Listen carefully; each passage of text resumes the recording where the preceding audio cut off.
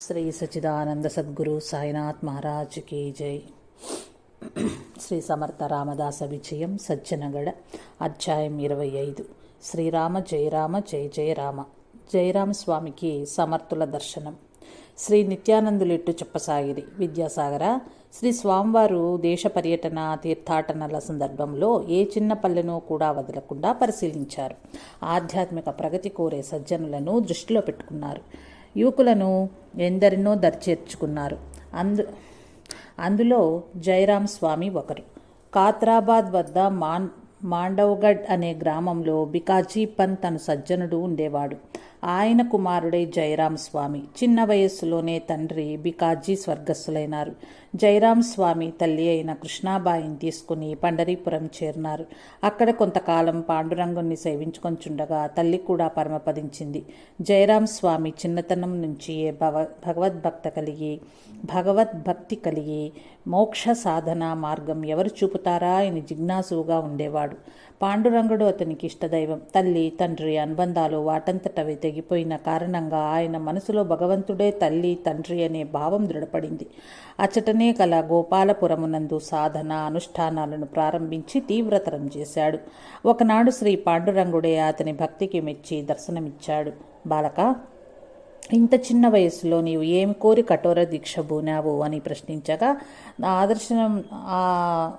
ఆ దర్శనమునకు ఆ పరమాత్మ యొక్క వాత్సల్యతకు పులకరించిన జయరాం స్వామి నమస్కరించి, హే పండరీష, పాండురంగ, భక్తవత్సల, నీ దర్శనంతో నా జన్మ తరించింది। నీకు తెలియకుండా నాకేం కోరికలున్నవి స్వామి? నాకు మోక్ష మార్గం తెలుసుకుని సాధన చేసి ముక్తి పొందాలనే ధ్యేయం తప్ప వేరేమీ లేదు। దానికి తగిన మంత్రోపదేశాన్ని ఇచ్చి నన్ను కృతార్థుని చేయమని కోరాను। అప్పుడా పాండురంగుడు వడ్గాంలో కృష్ణప్ప ఏను రాజయోగి ఉన్నారు। ఆయనను ఆశ్రయించిన నీ లక్ష్యంనకు తగిన మార్గము చూపునని హితం చెప్పినాడు। ఆ స్వామి వాక్కుల ప్రకారం జయరాం వడ్గాం గ్రామం చేరి కృష్ణప్ప గారిని ఆశ్రయించను। వారు దయాద్ర హృదయులు, పూర్ణ పురుషులు, సజ్జనులు। జయరాం గారి పరిస్థితిని గ్రహించినారు। శ్రీ పండరీశుడే తన వద్దకు పంపినాడనగానే ఆయన ఆనందభరితులైనారు। వారి అనుగ్రహం ప్రసరించిన వెంటనే మంత్రోపదేశం పొంది జయరాం సాధనతో పరిపక్వతం పొందినారు। సమాధి స్థితి కలిగి ఆనందానుభూతిని అనుభవించినారు। తదుపరి కర్తవ్యాన్ని శ్రీ సమర్థులు అనుగ్రహిస్తారు। వారిని చేరి శరణు పొందమని సలహా ఇచ్చి జయరాంను దీవించి పంపారు కృష్ణప్ప యోగి। శ్రీ సమర్థులు ఎప్పుడూ ఒకచోట ఉండరని పర్యటనలోనూ అటవీ ప్రాంతాలలో ఉంటారని తెలుసుకున్నారు జయరాం। వారు ఒకసారి మాహుళి సంగమ స్థానానికి వస్తున్నారని జనులు చెప్పుకుని తండోపతండాలుగా పోచుండగా తాను కూడా వారితో పాటుగా మాహుళికి చేరుకున్నాడు।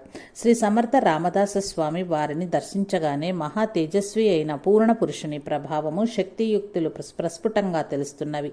ఆ సాధు మహాత్ముని కడకు అమాంతంగా వెళ్లి వారికి సాష్టాంగ నమస్కారాలు చేసి చేతులు కట్టుకుని నిలిచాడు।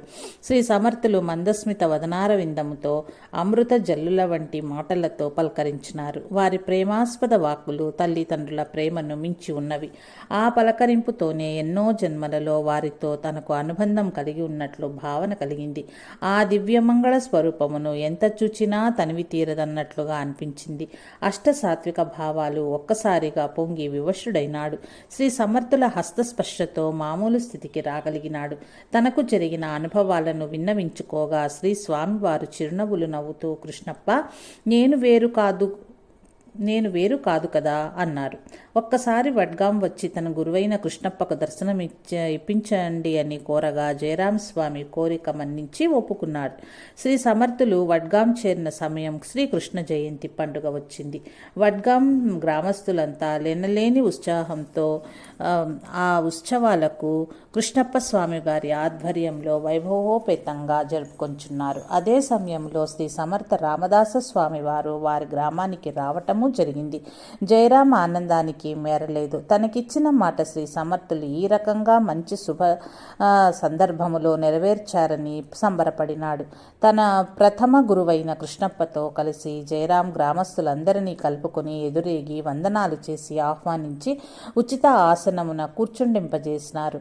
అర్ఘ్యపాద్యాలను ఇచ్చి ఆనందపడినారు. శ్రీ సమర్థులు ప్రసన్నులై పరమానందంతో కృష్ణప్ప స్వామిని కౌగిలించుకున్నారు.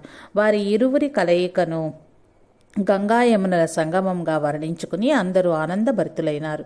గ్రామస్తుల కోరికపై అచ్చట కొన్ని రోజులు ఉండి ఉత్సవాలను పూర్తిగా గావించిరి. తదుపరి ఆ గ్రామస్తుల కోరికపై అచ్చటని ఒక హనుమంతుని ఆలయాన్ని నిర్మాణం చేయించి విగ్రహ ప్రతిష్టను చేయించినారు.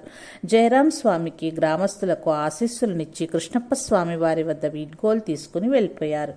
తర్వాతి కాలంలో ఆ గ్రామంలో కృష్ణ జయంతి వేడుకలు ఎంతో ఘనంగా జరుగుతూ ఉండగా శ్రీ సమర్థులు కొద్ది కాలం తర్వాత ఉత్సవాలలో రథోత్సవం కూడా జరగాలని ఒక రథాన్ని తయారు చేయించి పంపించారు. ఆ గ్రామస్తులు చిరకాలం శ్రీ సమర్థులను గుర్తు చేసుకుంటూ ఉండేవారు. విద్యాసాగర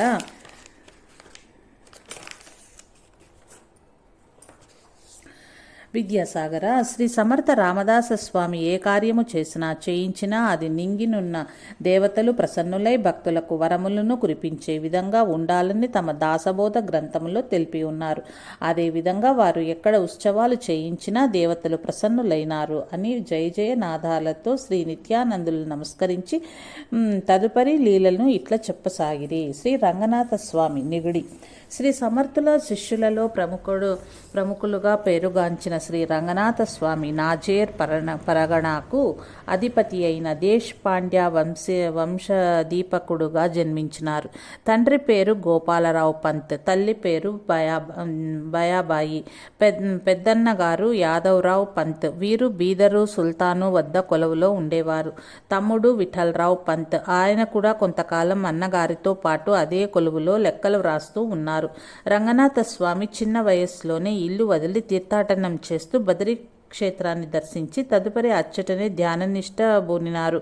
పూర్వజన్మ సుకృత విశేషం చేత వారికి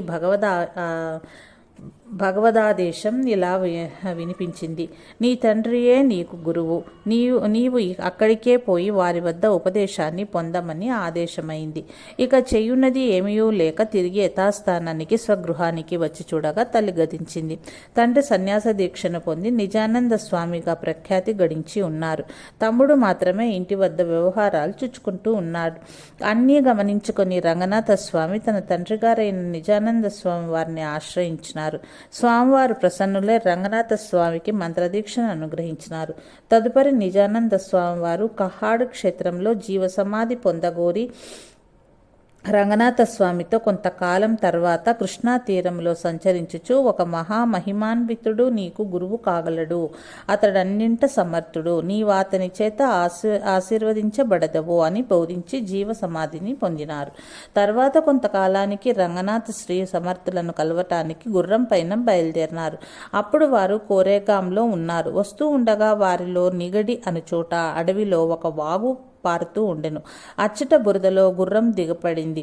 దానిని అతి కష్టం పైన పైకి రప్పించిరి. తదుపరి వారికి ఈ స్థానంలో ఏదో విశిష్టత ఉన్నది కావుననే ఈ సూచన ఈ గుర్రము ద్వారా తెలపబడింది అని అనుకుని ఆ ప్రదేశమును తమ నివాసముగా మలుచుకున్నారు. శ్రీ సమర్థులు వారిని మాహుళి సంగమం నందు కలుసుకున్నారు. శ్రీ సమర్థుల భక్తి సామర్థ్యాలకు ఆయన తేజోవంతమైన ముఖ మండలం దర్శించగానే ఆకలింపు చేసుకున్నారు. వారికి పాదాభివందనం చేసినారు. శ్రీ సమర్థులు వారి వినయ విధేయతలకు ప్రసన్నులైనారు. రంగనాథ స్వామి శ్రీ సమర్థులను ప్రార్థించి తనకు మంత్రదీక్షను ప్రసాదించమని కోరారు. తనను శిష్యునిగా అనుమతించమని వేడుకున్నాడు. అతని సాధనాకాంక్షకు సంతోషం వ్యక్తం చేశారు. శ్రీ సమర్థులు నీకేం తక్కువని ఇప్పుడు మంత్రదీక్ష కోర్చున్నావు రంగోబా, నీ వద్ద లేనిది నా వద్ద ఏమున్నది, నీకు సర్వము సిద్ధించియే ఉన్నది కదా అన్నారు. అప్పటికే రంగనాథ స్వామికి అనిమాద్యష్ట సిద్ధులు సిద్ధించినవి. ఆయన గొప్ప సాధకుడని గ్రహించినారు. అప్పుడు రంగనాథ స్వామి ఇలాగన్నారు: గురుదేవా, తమరలా పలుకుట న్యాయం కాదు. నేను సిద్ధుడన్న అహంకారం నాకుండరాదని, నా తండ్రి గారి ఆదేశం నేను తలదాల్చవలనని, నాకు దిశానిర్దేశం చేసే గురువుగారున్నారని, నిరంతరం నేనొక గురువుకు అది సమర్థులైన తమకు శిష్యుడననే భావనే నాలో స్థిరపడుటకు తప్పనిసరిగా తమరు మంత్రదీక్షను అనుగ్రహించి శిష్యునిగా అంగీకరించమని పాదాలు బట్టి ప్రార్థించాడు. రంగోబాలోని ఆదర్శ గుణాలకు, అతని వినయ సంపన్నతకు శ్రీ సమర్థులు ముగ్ధులైనారు. ఉప్పొంగిన వాత్సల్యంతో ఆయనకు మంత్రదీక్ష ప్రసాదించి ఆశీర్వదించి ఇలా అన్నారు: జపధ్యానాలు ఇంకనూ తీవ్రతరం చెయ్యాలి రంగోబా. ఇప్పుడు దేశ పరిస్థితులు అన్నీ అస్తవ్యస్తంగా ఉన్నాయి. ఈ సమాజంలోని అన్యాయాన్ని, అక్రమాన్ని ఎదిరించి జాతిని రక్షించుకునేలా ఉద్యమంలో దైవశక్తి మనకు తోడ్పడాలంటే తప్పక నీలాంటి సాధకుల వలననే సాధ్యమవుతుంది. నీవు సకల సద్గుణ సంపన్నవై ఇక్కడే ఉండి రామనామం ప్రచారం చెయ్యి, తద్వారా అన్నీ సాకూలం అవుతాయి అని అన్నారు. అనతి కాలంలోనే శ్రీ రంగనాథ స్వామి అక్కడే మఠ నిర్మాణం చేసుకుని కొన్ని వందల మంది శిష్యులను చేర్చుకుని తర్వాత అద్భుత శక్తులు కూడా సాధించినారు. అన్ని శక్తి సామర్థ్యాలు కలిగిన శ్రీ సమర్థుల పట్ల భక్తి ప్రపత్తులతో ఉండేవారు అని తెలిసి శ్రీ నిత్యానందులు తర్వాతి విషయాన్ని ఇలా చెప్పారు. అచ్చటనే జయరాం స్వామి వారు కూడా కలిసిరి. అప్పటికే జయరాం స్వామి గారు శ్రీ సమర్థుల వద్ద మంత్రదీక్షను పొంది ఉండిరి. తర్వాత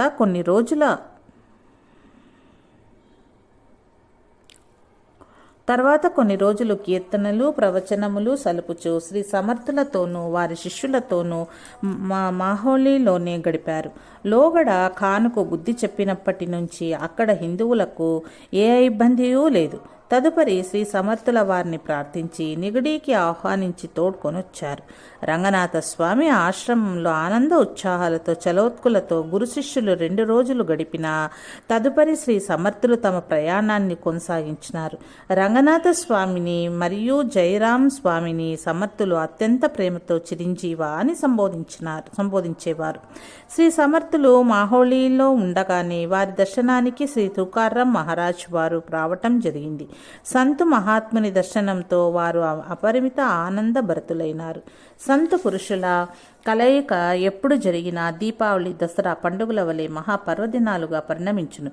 వారి శిష్యులందరూ గంగా యమునల సంగమమే వీరి ఇరువురి కలయిక అని ప్రశంసించుకొనిది.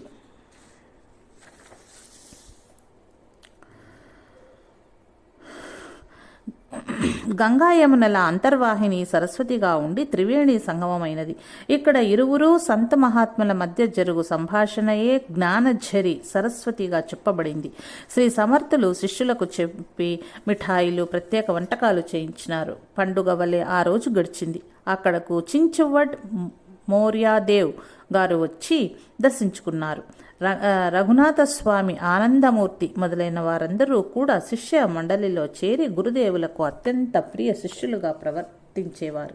శ్రీ సమర్థ రామదాసు వారికి శిష్యుడు అనిపించుకుంటే జన్మధన్యమవుతుందని సాధకులు భావించేవారు. గురువులకు శిష్యుల యందు ప్రేమ ఎల్లవేళలా ఉంటుంది. కానీ గురువాజ్ఞను తూచా తప్పకుండా పాటించుచు గురుమంత్రములను దీక్షగా జపించుచు సాధనలో తత్పరుడై ఉండు శిష్యులపైన అపార ప్రేమ కలుగుతుంది. ఏ శిష్యునిలోనైనా ఉండకూడని గుణములను దూరీకరించటంలో గురుదేవులు అత్యంత జాగరూకత వహించెదరు. శ్రీ సమర్థులో అట్లు శిక్షణ ఇచ్చుటలో దిట్ట. అందుకే వారి వద్దకు అనేకులు వచ్చి శిష్యకోటిలో చేరుట జరిగింది. విద్యాసాగర, ఈ విధంగా శ్రీ సమర్థులు తమ శిష్యులను తీర్చిదిద్దుట ద్వారా సమాజోద్ధారణ గావించినారు. వారి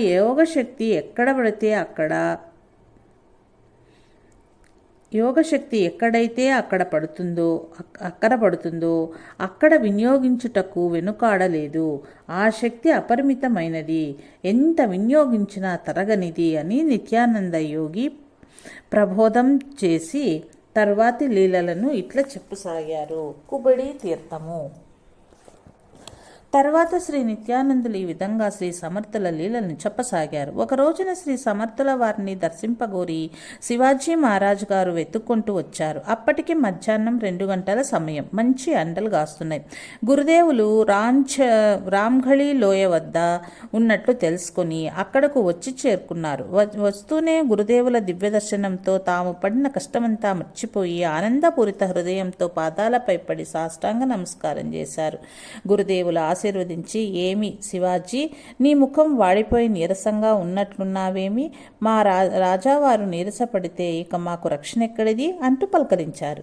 శివాజీ, గురుదేవ్, తమరి కృపాశిస్సుల నీడలో మాకేమీ లోటు లేదు. ఎండ ఎక్కువగా ఉన్నందున అలసట పొంది నీరసము అంతకన్నా ఏమీ లేదు అన్నారు. ఓహో, అంతేనా? అయితే ఇదిగో ఈ నీరు త్రాగి సేద తీర్చుకోండి అంటూ శ్రీ సమర్థులు కూర్చున్న వెనుకగా ఉన్న ఒక శిలను తన చేతితో ఉన్న దండం తొలగించినారు. ఆశ్చర్యంగా అచ్చట చక్కెర నీళ్ల వంటి తీయటి మంచినీళ్లు ఆ రాళ్ల మధ్యలో ఉన్నాయి. శివాజీని త్రాగమని చెప్పగా వారు ఆ నీటిని త్రాగినంతనే తమకున్న అలసటంతా పూర్తిగా తొలగిపోయి నూతనోత్సాహం పొందినారు.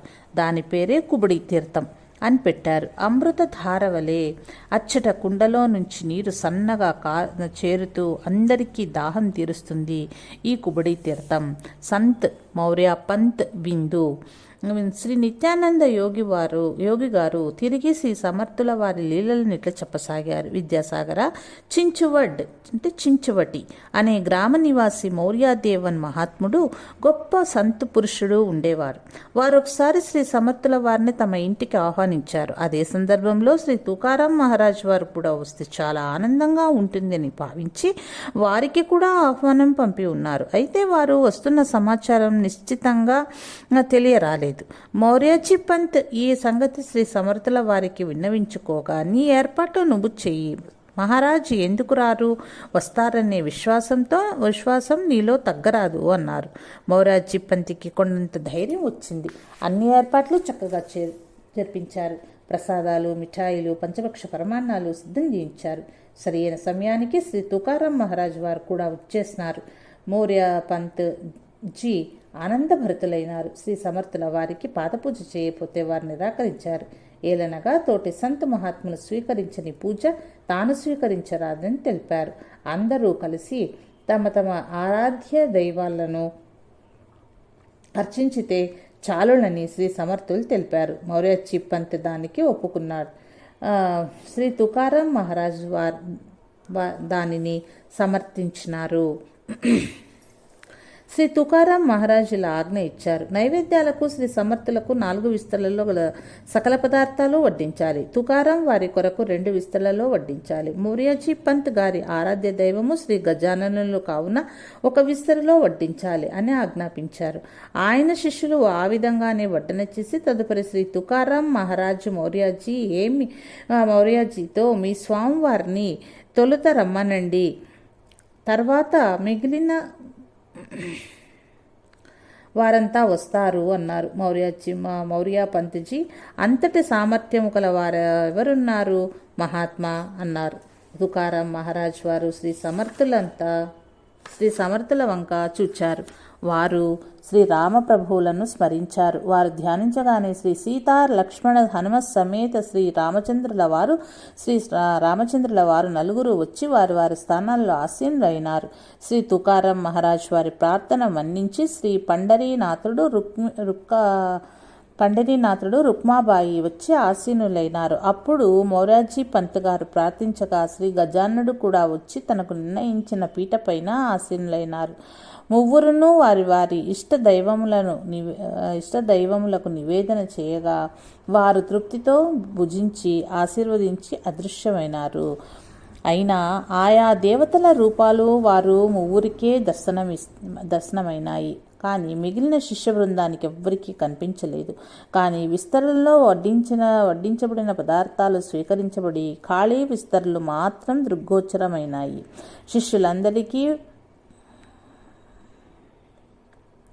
శిష్యులందరికీ తర్వాత ఈ విషయం తెలిసినప్పుడు ఆశ్చర్యము, ఆనందము ముప్పరిగినాయి.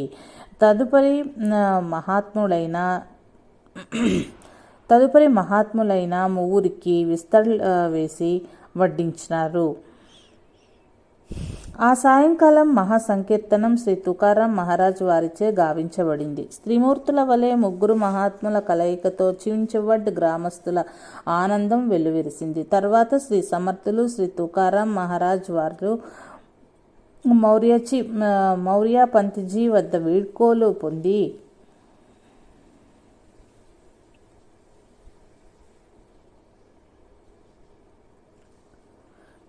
పొంది తమ తమ తమ స్థానాలకు వెళ్ళుట జరిగింది. గ్రామస్తులందరూ మొరార్జీ పంత్ యొక్క భక్తి ప్రపత్తులను తెలుసుకొని ఆ రోజు నుంచి వారిని అనుసరించి ఆధ్యాత్మిక మార్గంలో సదా నడవాలని నిర్ణయించుకున్నారు. విద్యాసాగర గ్రామానికి భక్తి మార్గ ప్రబోధం చేయగల మహాత్ములు, సన్మార్గంలో తాము నడుస్తూ సర్వులను నడిపించగల దిట్టలైన వ్యక్తులు పూర్వం ఉండేవారు. అటువంటి వారి వల్లనే హిందూ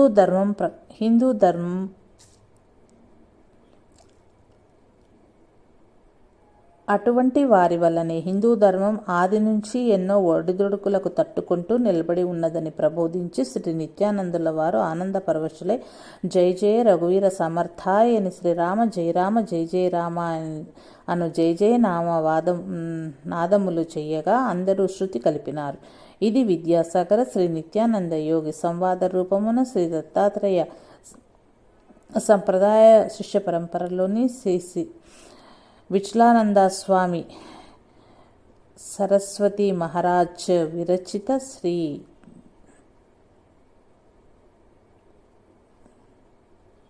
సమర్థ రామదాస విజయంలోని 25వ అధ్యాయం సంపూర్ణం. ఓం శాంతి శాంతి శాంతి.